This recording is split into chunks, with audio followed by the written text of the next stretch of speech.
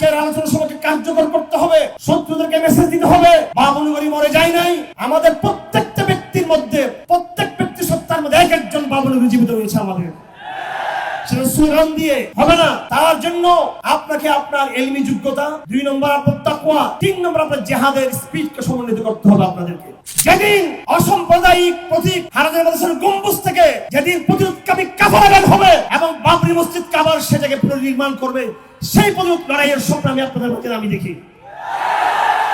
এটা গল্প নয়। আল্লামা বাবুনগরীর জীবনের অনেকগুলো অংশ আছে, আমি বলেছি, তার পরিবারে তার সাক্ষী। হারুন বাবুনগরী রহমতুল্লাহ আলাইহি, যিনি আল্লামা মুহিবুল্লাহ বাবুনগরীর আব্বা ছিলেন, এই পরিবারের বৈশিষ্ট্য হলো তারা ইলমের সাথে জিহাদকে, ইলমের সাথে তাসাউফকে, ইলমের সাথে বিশুদ্ধ রাজনীতিকে তারা একসাথে একীভূত করতে পেরেছিলেন। সবকিছু সমন্বয় ছিল, মাজমাউল বিহার ছিল।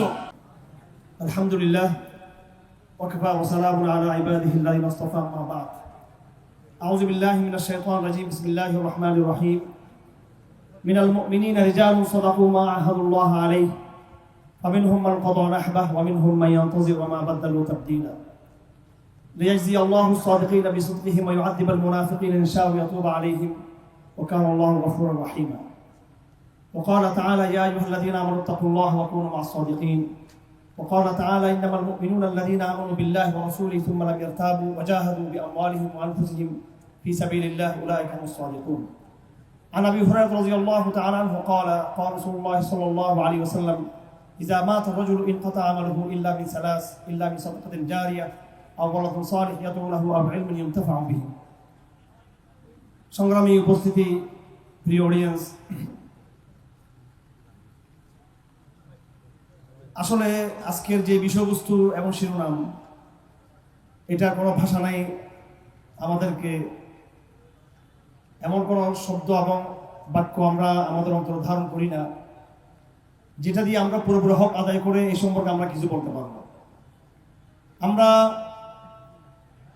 আমাদের সালাফ থেকে শুরু করে, সাহাবে কেরামদের জীবন থেকে শুরু করে, দেওবন্দ আন্দোলন ইতিহাস এবং সর্বশেষ খোরাসানে, আফগানিস্তানে যে ওলামায়ে কেরামদের বিজয় এবং প্রথম শরিয়া কায়েম এই ১ শতাব্দীতে, এই পূর্ব দীর্ঘ ইতিহাসে আমরা অনেকের ইতিহাস আমরা পড়েছি, দেখেছি, শুনেছি।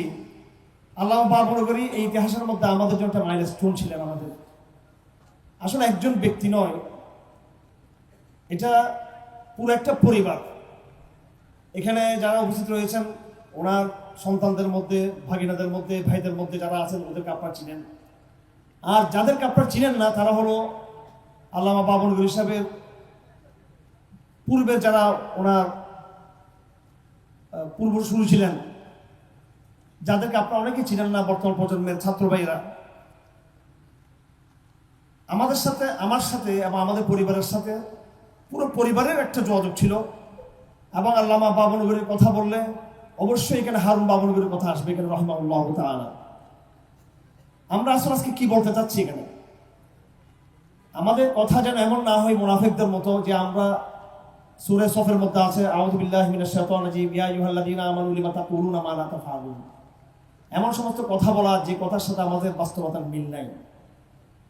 হাটাজারির ভাইরা, আমি আগেও বলেছিলাম এই ডাক বাংলার মাঠে জুলাই আন্দোলন স্মৃতিচারণ অনুষ্ঠানে বলেছিলাম যে আমরা এখানে কথা বলার জন্য আসি না, আমরা এখানে কাজ করার জন্য আসি। এখানে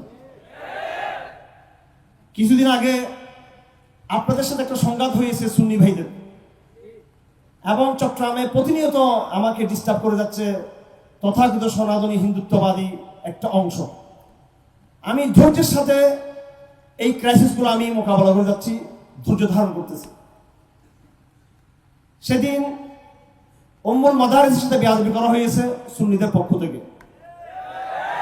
আমার ভাইরা, পুরো বাংলাদেশে আমাদের যে জনশক্তি, 2 ঘন্টায় এই সমস্ত উগ্রদেরকে পিছিয়ে ফেলা আমাদের জন্য কোনো ব্যাপারই ছিল না। এবং বারবার কোনো না কোনো ইস্যু নিয়ে হিন্দুদের একটি অংশ, একটি উগ্রবাদী অংশ, ভারতীয় আরএসএস দ্বারা নিয়ন্ত্রিত,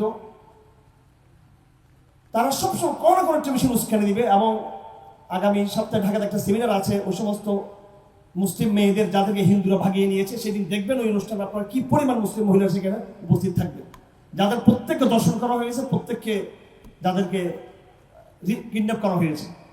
আমি কোনো সাম্প্রদায়িক উস্কানি দিতে চাই না। আমার ভাই, আমি বলতে চাই, আমাদের লড়াই বাংলাদেশে কোন নিরীহ গোষ্ঠীর সাথে আমাদের লড়াই নয়। এজন্য আপনারা যারা জুনায়েদ বাবনের উত্তরসূরি যারা এখানে আছেন, হাটহাজারী হেফাজতের নেতৃবৃন্দ যারা আছেন, আমরা আপনাদেরকে মূল্যায়ন করি শুধু হাটহাজারীর একটি মফস্বলের দায়িত্বশীল হিসেবে নয়। হাটহাজারী হলো শুধু বাংলাদেশের নয়, ইনশাআল্লাহ ইতিহাস প্রমাণ করবে এটা উপমহাদেশের জিহাদের রাজধানী হবে, এটা ইনশাআল্লাহ। আমাদের লড়াই অনেক বড়। আমার প্রত্যেকটা বক্তব্য দিল্লি থেকে আমেরিকা থেকে কোট করা হয় আমাদের কথাগুলো। আমরা আমাদের শত্রুর উদ্দেশ্যে বলতে চাই, আমাদেরকে ছোটখাটো লড়াইয়ে লিপ্ত করে দিয়ে তোমরা এটা ভাবিও না যে আমরা প্রজ্ঞাহীনভাবে আমরা আমাদের লড়াইকে কখনো হিন্দুত্ববাদীদের বিরুদ্ধে ব্যয় করব, কখনো সুন্নিদের সাথে ব্যয় করব। আমার হাটহাজারীর ইমানের দীপ্ত তরুণ ভাইয়েরা আগামী দিনে বৃহত্তর লড়াইয়ের জন্য নিজেদেরকে প্রস্তুত থাকবেন আপনারা সবাই।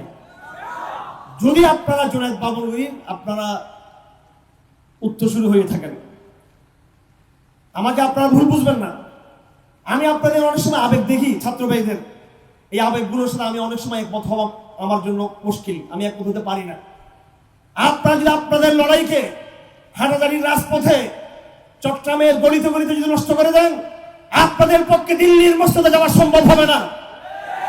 আমি আগাম আল্লাহর নামে কসম খেয়ে বলছি, আবার কসম খেয়ে বলছি, এখানে আমাদের জামাত শিবিরের ভাইরা আছেন, এনসিপির ভাইরা আছেন এবং বিএনপি তো আছেই। প্রত্যেকের উদ্দেশ্যে বলে দিচ্ছি, এটা কসম খেয়ে বলছি, ঠান্ডা মাথায় বলেছি, আগামী দিনের উপমহাদেশের রাজনীতি রাষ্ট্র ক্ষমতা মোল্লাদের জন্যই। আবেগ ছাড়া বলছি, ইতিহাসের জায়গা থেকে বলছি, আমার পলিটিক্যাল সায়েন্সের 30 বছর গবেষণা থেকে বলছি আমি এটা। আপনারা নিজেদেরকে চিনার চেষ্টা করবেন। আপনারা সুন্নিদের সাথে লড়াই করে যদি নিজের বীরত্ব দেখান, আমি এটাকে কোনো বীরত্ব মনে করি না। আমি বীরত্ব মনে করি যেদিন অসাম্প্রদায়িক প্রতীক হাটহাজারী মাদ্রাসার গম্বুজ থেকে যেদিন প্রতিরোধকামী কাফেলা বের হবে এবং বাবরি মসজিদ আবার সেটাকে পুনর্নির্মাণ করবে, সেই প্রতিরোধ লড়াইয়ের স্বপ্ন আমি আপনাদের মধ্যে আমি দেখি। এটা গল্প নয়। আল্লামা বাবনগরীর জীবনের অনেকগুলো অংশ আছে, আমি বলেছি, তার পরিবারে তার সাক্ষী। হারুন বাবনী রহমতুল্লাহ আলাই, যিনি আল্লামা মহিবুল্লাহ বাবনগরীর আব্বা ছিলেন, এই পরিবারের বৈশিষ্ট্য হলো তারা এলেমের সাথে জিহাদকে, এলেমের সাথে তসawwুফকে, এলেমের সাথে বিশুদ্ধ রাজনীতিকে তারা একসাথে একীভূত করতে পেরেছিলেন। সবকিছু সমন্বয় ছিল, মাঝে মাহলে বিহার ছিল। আল্লামা হারুন বাবনী রহমতুল্লাহ আলাই শুধু কেবল আধ্যাত্মিক ব্যক্তি ছিলেন না, আমরা অনেক ছোট ছিলাম। উনি যখন ইন্তেকাল করেন, লালখান বাজার একটা হাসপাতাল আছে, ওই হাসপাতালে তাকে ভর্তি করা হয়েছিল জীবনের একেবারে শেষ সময়ে। আমি আমাদের বাসা থেকে আল্লামা জুনায়েদ বাবনী রহমতুল্লাহ আলাইহির নানা অর্থাৎ মহিবুল্লাহ বাবনগরীর আব্বা, ওনার জন্য খানা পাক করে আমি হাসপাতালে নিয়ে যেতাম। উনি অত্যন্ত নরম হাত এইভাবে দিতেন আমাদের সাথে তুলে হাত মুসাফা করার জন্য। এটা পুরো পরিবারের একটা বিশাল এক ইতিহাস। তারও আগে তাদের যারা পূর্বসূরী ছিলেন, অনেক লম্বা ইতিহাস, এবং তাদের সন্তানদের মধ্যে যারা বর্তমান রয়েছেন, আমি আশা করব এই ধারাবাহিকতা অব্যাহত থাকবে।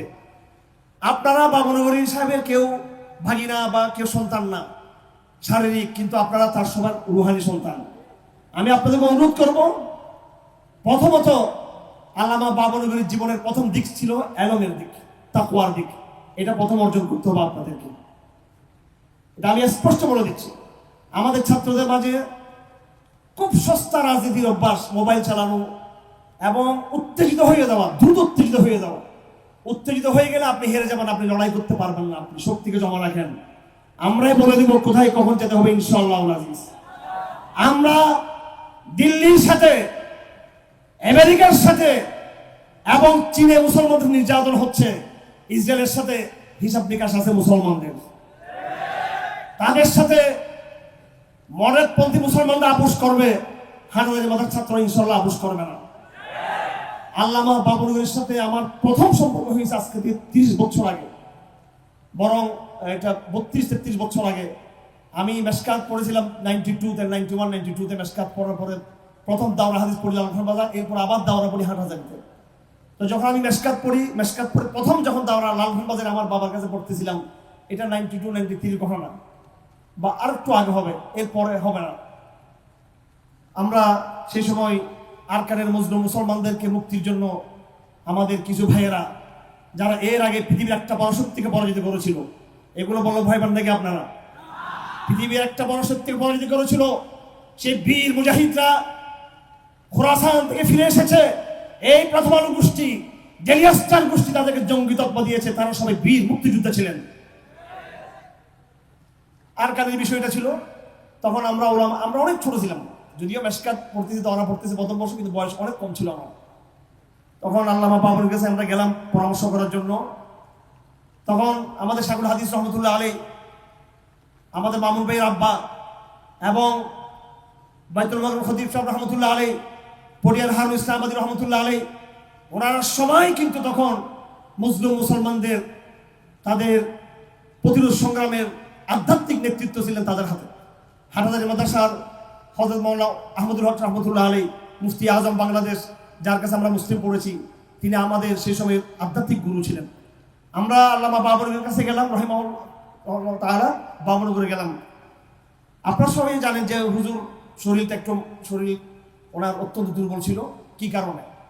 সেটা ছিল উনি প্রচন্ড মোতালা করতেন, প্রচন্ড গবেষণা করতেন। বসতে বসতে বসতে তিনি তার শরীরে যে স্বাভাবিক গতিটা নষ্ট হয়ে গেছে। তিনি আমাদেরকে পরামর্শ দিলেন, আমি তোমাদের বিপ্লবী চেতনার সাথে আমি একমত, তোমাদের জিহাদি চেতনার সাথে একমত, কিন্তু তোমরা তোমাদের বিপ্লবী জিহাদি চেতনার সাথে এবং বুদ্ধিভিত্তিক সাধনাকে সমন্বিত করতে হবে। তখন তিনি বললেন, তোমরা কি চাও সেটা লিটারেচার আকারে লেখো, এবং সেটা উর্দু ভাষায় লেখো, বাংলা ভাষায় লেখো। উনি আমাদেরকে প্রেরণা দিলেন, তোমরা কওমি মাদ্রাসার মেধাবী ছাত্র, তোমাদের দায়িত্ব হচ্ছে, তোমরা যদি এই সমাজকে বদলাতে চাও, এই উপমহাদেশকে বদলাতে চাও, বিপ্লব যদি করতে চাও, শরিয়া এবং খেলাফত যদি কায়েম করার স্বপ্ন দেখো, মুসলিম মুসলমানদের পক্ষে জিহাদের স্বপ্ন যদি তোমরা দেখো, আগে তোমাদেরকে আরো বুদ্ধিভিত্তিক এবং জ্ঞানী হতে হবে, ভালো যোগ্য আলেম এবং মেধাবী গবেষক হতে হবে। তিনি আমাদেরকে সে প্রেরণা দিলেন। এবং আমার জীবনের প্রথম বই আমি একটা সম্পাদনা করেছি উর্দু ভাষায়, সেটা ছিল দাওয়াতে ফিকর, ছোট্ট বই। এটা আল্লামা বাবুনগরীর পরামর্শ, আমি সেই বইটা লিখেছিলাম। তখন আমি এই কথার জন্য বলছি, আমাদের সামনে আলহামদুলিল্লাহ একটা বিরাট স্বপ্ন রয়েছে। এই স্বপ্ন আমরা অবশ্যই পৌঁছতে পারবো ইনশাআল্লাহ আজিজ। সেই স্বপ্ন এখানে সুন্নিদের সাথে লড়াই করা না, সেই স্বপ্ন এখানে বাংলাদেশের মিসকিন গরিব হিন্দুদের সাথে মারামারি করা না, সেই স্বপ্ন চন্দ্রনাথের পাহাড়ে গিয়ে একটা কলম পতাকা নিয়ে ধরা গেলাম, ওই দুর্বল স্বপ্ন নয়। আমাদের একবারে কালেমার পতাকা নিব, সেই কালেমার পতাকা তারাবাই ওয়াশিংটন, দিল্লি জায়গা থেকে পৌঁছতে থাকবে ইনশাআল্লাহ আজিজ। এবং পৃথিবীর মানচিত্র বদলাচ্ছে, আপনারা দেখতেছেন সবাই, এই মানচিত্র বদলাতেই থাকবে ইনশাআল্লাহ আজিজ। এজন্য আজকের আলোচনা সভাকে কার্যকর করতে হবে, শত্রুদেরকে মেসেজ দিতে হবে, বাবুনগরী মরে যায় নাই। আমাদের প্রত্যেকটা ব্যক্তির মধ্যে, প্রত্যেক ব্যক্তি সত্তার মধ্যে এক একজন বাবুনগরী জীবিত রয়েছে। আমাদের সেটা স্লোগান দিয়ে হবে না। তার জন্য আপনাকে আপনার এলমি যোগ্যতা, 2 নম্বর আপনার তাকওয়া, 3 নম্বর আপনার জিহাদের স্পিরিটকে সমন্বিত করতে হবে আপনাদেরকে। আমরা বাবুনগরীর মাঝে সাহাবা স্বপ্ন দেখেছি, সাহাবা দেখেছি, আপনাদের প্রত্যেককে সাহাবী হতে হবে। আমি অল্প সময় আপনাদেরকে বুঝাতে পারবো না, এটার জন্য লম্বা প্রশিক্ষণের দরকার রয়েছে, আরো কর্মশালার দরকার রয়েছে।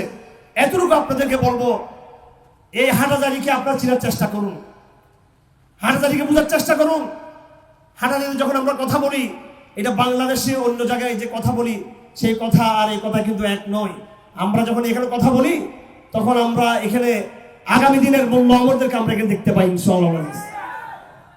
আল্লামা বাবুনগরীর সংগ্রামের কথা আপনারা বলেন, সেই সংগ্রাম অনেক দিক আমরা জানি, সবাই জানেন, সে বাস্তবতা আমাদের সামনে হয়েছে সবকিছু। কিন্তু আল্লামা বাবুনগরীর আন্তর্জাতিক প্রতিরোধ সংগ্রামে মুজাহিদদের পক্ষে তার ভূমিকা ছিল, এটাও আপনাদের অনেকে জানা উচিত, এবং এটা আপনাদের অবশ্যই গবেষণা আনা উচিত।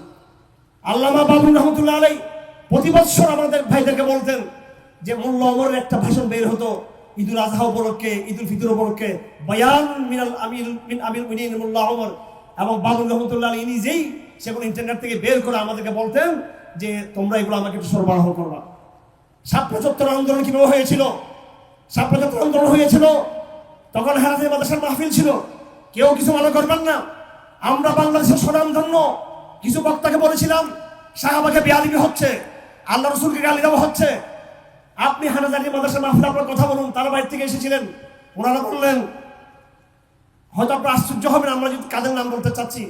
ওনারা বললেন যা এই মুহূর্তে আমরা শাহবাগের বিরুদ্ধে কিছু বলতে পারবো না, শাহবাগের বিরুদ্ধে কিছু বলা মানে হলো জামাত ইসলামের পক্ষে যাবে বিষয়টা। তখন আল্লামা বাউলের কাছে গেলাম, তিনি আমাদেরকে বললেন যে মাহফিলের পরের দিনে তোমরা এখানে ওলামাদের সম্মেলন ডাকো। হাটহাজারী মাদ্রাসার ফেব্রুয়ারি মাস 2013 সালে মাহফিলের পরের দিন এখানে আলেমদের একটা কেন্দ্রীয় সুরা এবং সম্মেলন ডাকা হলো। সেই সম্মেলনে আল্লামা বাবুল রহমতুল্লাহ প্রথম দাঁড়ালেন এবং দাঁড়িয়ে বললেন যে এই সিচুয়েশন সম্পর্কে আমাদের বিস্তারিত কোনো কিছু জানা নাই। উনি আমাদের দিকে ইশারা করলেন।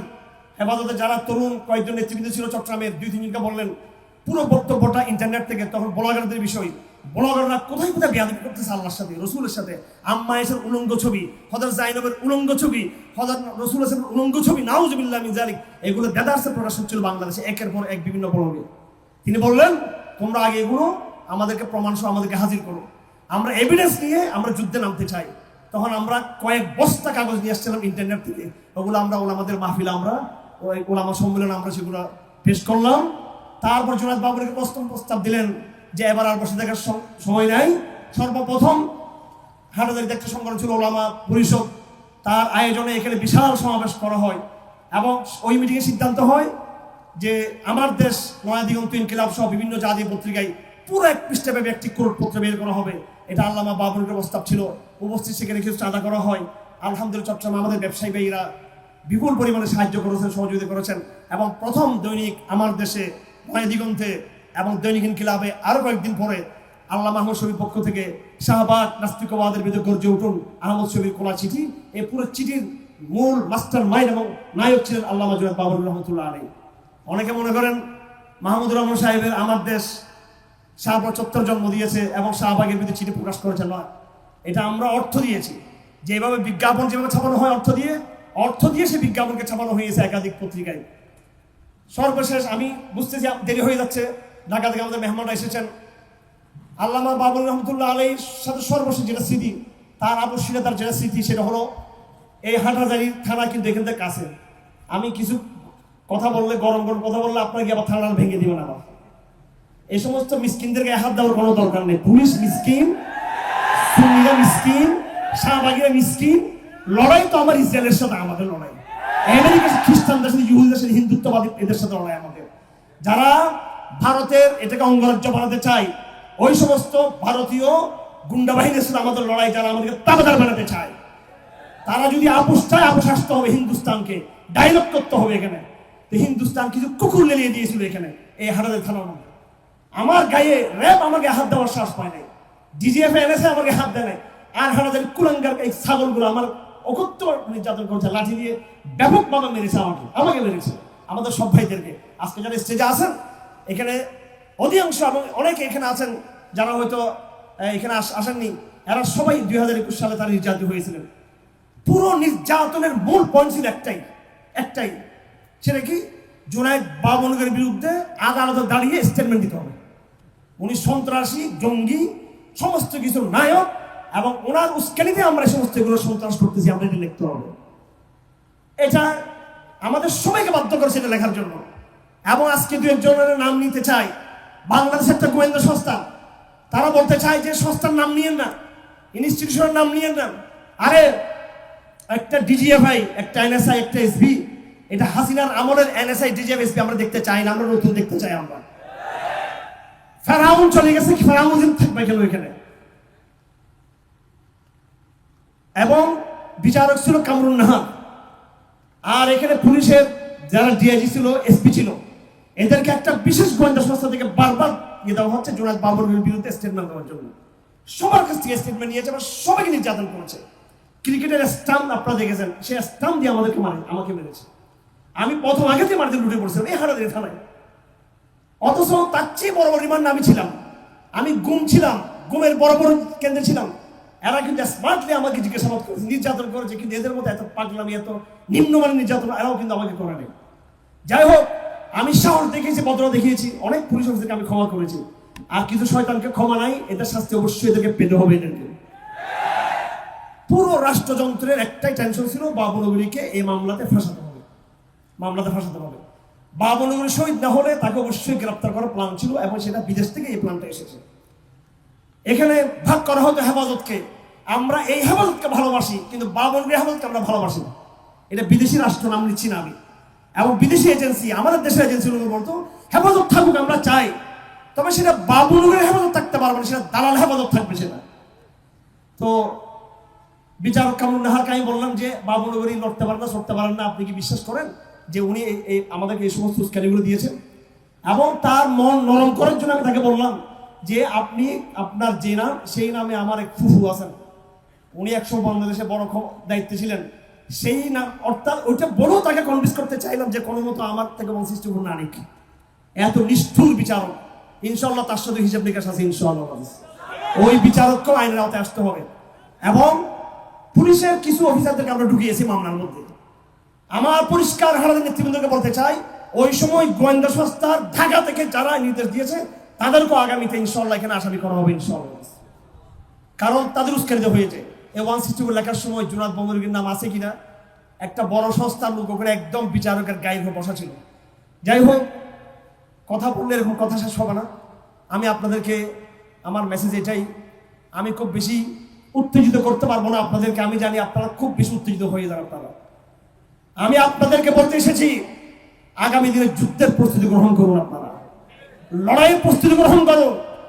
যারা মনে করতেছেন বিএনপি বা অন্য দল নির্বাচন হলে তারা ক্ষমতায় যাবে, হতে পারে, যেতে পারে, সমস্যা নেই, তোমরা ক্ষমতায় যাও।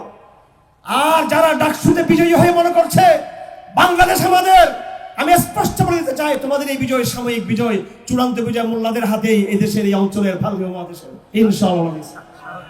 সেই বিজয়ের নেতৃত্ব হানাদারির আলেমদেরকে দিতে হবে, সেই বিজয়ের নেতৃত্ব হানাদারি মাদ্রাসার ছাত্রদেরকে দিতে হবে। ভুলে যাবেন না, লাশ পড়েছে আপনাদের, ৭৭ লাশ পড়েছে হানাদারি ছাত্রদের, লাশ পড়েছে ফতোয়া নিষিদ্ধের বিরোধী আন্দোলনে, লাশ পড়েছে নারী নীতি বিরোধী আন্দোলনে, লাশ পড়েছে সংবিধান বিরোধী আমাদের যে আন্দোলন, সেই আন্দোলনে লাশ পড়েছে ৭৭। এরপর ২০২১ সাল লাশ পড়েছে, এই লাশ পড়া ভুলে যাবেন না আপনারা। লাশ আরো দিব আমরা ইনশাআল্লাহ, আরো নাজরানা পেশ করবো আমরা ইনশাআল্লাহ। হামাসের ভাইদের মতো, গাজার শহীদ কাফেলার মতো আমরা এগিয়ে যাবো ইনশাআল্লাহ, দুর্দান্ত আমরা এগিয়ে যাবো ইনশাআল্লাহ। কমান বলতে হবে, কথা শুনতে হবে, মাথা ঠান্ডা রাখতে হবে। কে আপনাদেরকে ঘন ঘন মিছিল করতে বলে? মাদ্রাসার অঙ্গী নাই। আপনার যে কোনো কাজ করার সময় আশরাফ আলী নিজামপুরের সাথে একটু পরামর্শ করবেন, স্থানীয় ভাইরা আছেন ওনাদের সাথে পরামর্শ করবেন, আমাদের সাথে পরামর্শ করবেন, ইনশাআল্লাহ আপনাদেরকে অনেক দূর নিয়ে যাওয়া হবে ইনশাআল্লাহ আজিজ। শুধু বাংলাদেশে ভাববেন না, আমাদের ভাইরা অনেকেই ইলেকশন নিয়ে খুব আশাবাদী। এই ইলেকশন ইসলাম মন্দির 50টা 70টা সিট পেলেও কি, না পেলেও কি, আমাদের টার্গেট শুধু ইলেকশন নয়, আমাদের টার্গেট হচ্ছে এই ভারতবর্ষ কার নেতৃত্বে ছিল? আল্লামা হাফেজ কারি শেখ মুহাদ্দিস আওরঙ্গজেব আলমগীর রহমতুল্লাহ আলাইহি, উনি আলেম ছিলেন, আবারও অনেক আলেম ভারতবর্ষে খেলাফতের ঝান্ডাকে তুলে ধরবে ইনশাআল্লাহ। দিল্লি থেকে সে খেলাফত প্রতিষ্ঠিত হবে, অথবা যে কোনো অঞ্চল থেকে হবে, সেটা পুরো অঞ্চলকে টার্গেট রাখতে হবে আপনার। সুতরাং তার জন্য অনেক মেধার দরকার, অনেক যোগ্যতা দরকার। আমি আমার মূল মেসেজ একটাই আপনাদের প্রতি, ছাত্র ভাইদের প্রতি, সেটা হলো পড়ালেখা, এলমি যোগ্যতা, নিজের মেধা, এটার সাথে বিপ্লবী চেতনা, জেহাদি চেতনা সমন্বয় করবেন। আপনার মধ্যে জেহাদের চেতনা আছে কিন্তু এলম নাই, তাহলে আপনি কিন্তু পথভ্রষ্ট আপনি। কারণ এলম ছাড়া জিহাদ, এলম ছাড়া রাজনীতি আপনাকে পথভ্রষ্টতা নিয়ে যাবে। আর আপনার মধ্যে এলম আছে, জিহাদের চেতনা নাই, তাহলে আপনি মুনাফিক, নেফাকের পথে নিয়ে যাবে। এজন্য আপনাদের কাছে আমি এলম বিবর্জিত জিহাদ চাই না, সেই জিহাদ পথভ্রষ্টতার দিকে নিয়ে যাবে। এবং জিহাদ বিবর্জিত এলম চাই না, সেটা আপনাকে নেফাকের দিকে নিয়ে যাবে। আপনারা যদি সত্যিকার বাবনগরীর যদি উত্তরসূরি হতে চান, আল্লামা জুনায়েদ বাবনগরী, অবশ্যই হযরতের মধ্যে যে দুটো চেতনার সমন্বয় ছিল, আপনাদের মধ্যে এই দুটো চেতনার সমন্বয় থাকতে হবে। কথার জন্য কথা বলি সেটা না, মন থেকে কথাটা বলি।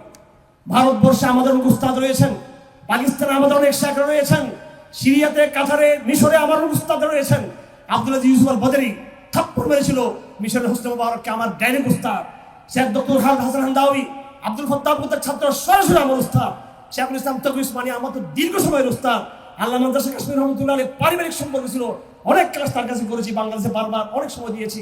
ওনার সাথে আমাদের শেখ, ওয়াল্লাহি একটা কথা স্বীকার করতে হবে, আফা কাহা গর্দিদাম बिसियार खोबा दीदाम महरे बुता वर्जिदाम আম্মা তু চিজে দিগরি জুনায়েদ বাবুনগরের মধ্যে যে সমন্বয় আমি দেখেছি ওনাদের সবার মতো আমি এটা কিন্তু দেখি নাই কিন্তু অথচ ওনারা কিন্তু ব্যক্তি অনেক বড় তারা বাবুনগরের চেয়েও বড় কিন্তু এলমি লাইনও ব্যক্তিত্বের লাইনও কিন্তু সামগ্রিক গুণের একজন মুজাহিদ বাবুনগরী একজন আল্লামা বাবুনগরী একজন ফকিহ বাবুনগরী একজন যিনি রাজনৈতিক জিওপলিটিক্স বুঝতেন বিজ্ঞান বুঝতেন আপনারা কি জানেন বাবুনগরী সাহেব যেমন হাদিসের ব্যাখ্যা লিখেছেন তিনি আবার বিজ্ঞান নিয়ে বই লিখেছেন সায়েন্স আর মাযহাব এটা আপনারা অনেকে জানেন না হারাদের দিকে লেখা হয়েছে চট্টগ্রাম বিশ্ববিদ্যালয়ের ছাত্রকে বলিয়েন এই চট্টগ্রাম বিশ্ববিদ্যালয়ের ফ্যাকাল্টি জন্ম হওয়ার আগেই কিন্তু বা বিজ্ঞান চর্চা করার আগেই কিন্তু হারাদারি থেকে বিজ্ঞান নিয়ে বই লিখেছেন বাবুনগর থেকে বই লেখা হয়েছে আল্লামা বাবুনগরের হাত ধরে সে বই লেখা হয়েছে এই জন্য আপনারা যুদ্ধে জয়ী হতে চান কিনা আপনারা এবং এই দায়িত্ব আপনাদের কিনা এই দায়িত্ব আপনাদের আপনারা এগিয়ে যাবেন বাংলাদেশ আপনাদের পিছনে থাকবে এই কথা স্মরণ রাখবেন আল্লাহ পাক আমাদের আপনাদের সকলকে তৌফিক দান করুন আমরা শত্রুদেরকে মেসেজ দিতে চাই যে বাবুনগরী মরে যায় নাই বাবুনগরী রহমতুল্লাহ আমাদের সবার মাঝে বেঁচে আছেন এবং ইনশাআল্লাহ অবশ্যই এই অবস্থার পরিবর্তন হবে ইনশাআল্লাহ আমাদের সবাইকে সংঘবদ্ধ থাকতে হবে আজকে দিন হচ্ছে 11 সেপ্টেম্বর জানেন তো আপনারা 11 সেপ্টেম্বর জানেন তো আপনারা আল্লামা বাবুনগরী রহমতুল্লাহ আলাইহি ওই চেতনাগুলো আপনাদেরকে বুঝতে হবে 11 সেপ্টেম্বর সম্পর্কে তার অবজারভেশন ছিল তার মতামত ছিল আন্তর্জাতিক রাজনীতি বুঝতে হবে আমি আমার ওই সমস্ত ভাইদেরকে বলবো যারা রাজনীতিতে যুক্ত আছেন যে বাংলাদেশের রাজনীতিকে পরিবর্তন করতে হলে আন্তর্জাতিক রাজনীতিকেও কিন্তু পরিবর্তন করতে হবে লড়াই শুধু বাংলাদেশে করলে হবে না লড়াই ইসরায়েল ভারত আমেরিকা তাদের সাথে কিন্তু আমাদের বোঝাপড়ার হিসাব আছে আর না হয় এই শর্টকাট লড়াই কিন্তু বাংলাদেশে আমাদেরকে পরাজিত বরণ করতে হবে আমি সর্বশেষ আজকের এই দিনে স্মৃতিচারণ করবো আরেকজন ব্যক্তি স্মৃতিচারণ করবো আমি শেষ করছি 1-2 মিনিটের মধ্যে সেটা হলো আল্লামা বাবুনগরীর স্মৃতিচারণ করেছি আজকের এই দিনে আরেকজন 20 শতাব্দীর মুজাদ্দিদ তার কথাও স্মৃতিচারণ করতে চাই আমরা বুঝতেছেন তো আপনারা আমি করবো কিন্তু স্মৃতিচারণ আপনারা বুঝতেছেন সে শেখ আবু আব্দুল্লাহ 20 শতাব্দীর মুজাদ্দিদ রাহিমাহুল্লাহ তাআলা আল্লাহ পাক তাকে শাহাদাতের মর্যাদা দিয়েছেন আল্লাহ পাক তার কবরকে নূর দ্বারা পরিপূর্ণ করে দিন যেমনি আল্লাহ পাক আল্লামা বাবুনগরী রাহমাতুল্লাহ কবরকে নূর দ্বারা ভরপুর করে দিন তিনি আজকের এই দিন সম্পর্কে বলেছিলেন ইন্নী লা আশহাদু আন্নাহুম মিন কুল্লি বাত্তারিন আহাদ্দু ইয়া তালামা খাদু الصعاب وطالما صالوا وشدوا شتان بين الذين باعوا لربهم نفوسا الباسمين الغدا والسيف يرمقهم عبوسا الناصبين صدورهم من دون دعوتهم تروسا إن أطبقت صدف الظلام وعضنا ناب أكول وضياؤنا طفحت دما ومضى علينا الباغي يصول ومن الميادين اختفت لمع الأسنة والخيول وعلت على الأنغام